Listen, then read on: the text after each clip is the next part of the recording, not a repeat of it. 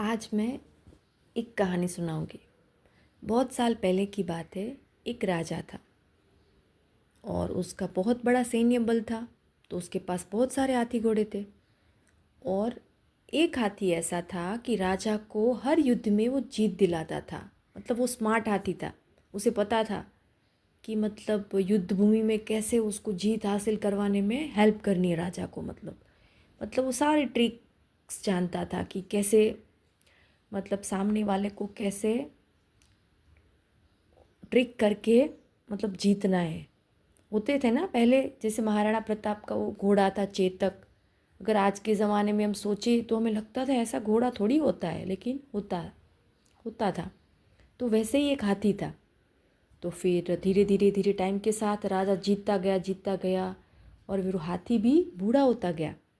तो फिर क्या हुआ, राजा ने बोला अब इसको ना युद्ध में लेके नहीं जाऊंगा मैं, उसको आराम करने दो, अब वो थोड़ा बूढ़ा हो गया है। तो ज़्यादा अगर करेंगे तो वैसे ही वो मर जाएगा। तो फिर जैसे वो हाथी रहते हैं ना, वो उसके साथ उसका जो रहता है जंगल जैसा एरिया, उसमें उसको छोड़ दिया। फिर वो रोज़ वो खाता पीता था अपने हाथियों के साथ। और फिर एक दिन वो पानी पीने जा रहा था ना, तो बड़ा सा गड्ढा था वहाँ पर।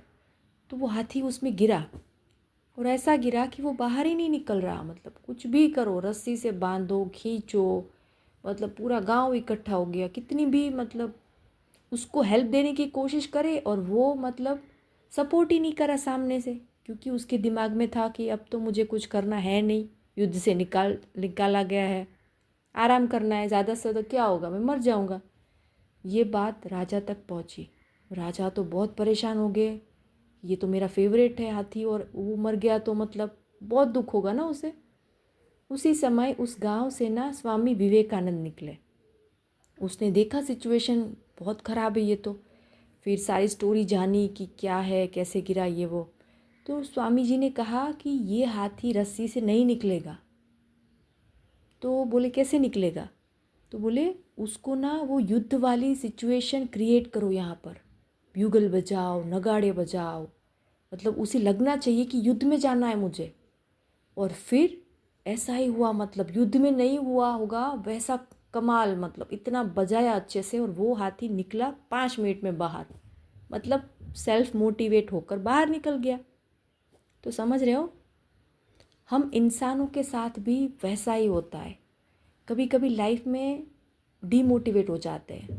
कोई एग्ज़ाम क्लियर नहीं हुई, कोई इंटरव्यू अच्छा नहीं गया, कोई गोल हासिल नहीं हुआ, तो हम क्या करते हैं, कुछ नहीं होगा अब तो, लास्ट चांस था, मतलब हार जाते हैं हम।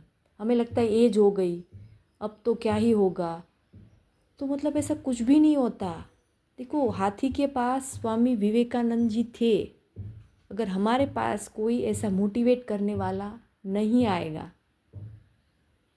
तो फिर हमें खुद खड़े होना है, खुद उस मोमेंटम को जीना है जो पास्ट में हमारे साथ जो मतलब होता है ना। जैसे हाथी को याद आ गया ना अचानक कि हाँ ये तो युद्ध वाली सिचुएशन है, तो वैसे ही हमारे दिमाग में अच्छी मोमेंट याद करनी है हमें कि हम कैसे सक्सेस हुए थे। वैसे खुद खड़ा होना है।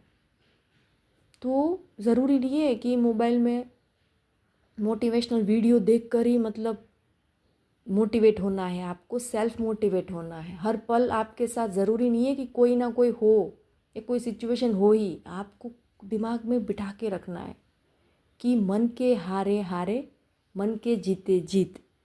तो अगर आपका मन सही दिशा में जाएगा ना, सही सोचेंगे ना, तो आपको कोई नहीं हरा सकता। किसी भी सिचुएशन से आप बाहर निकल सकते हैं। आज की स्टोरी यहीं तक। Thank you.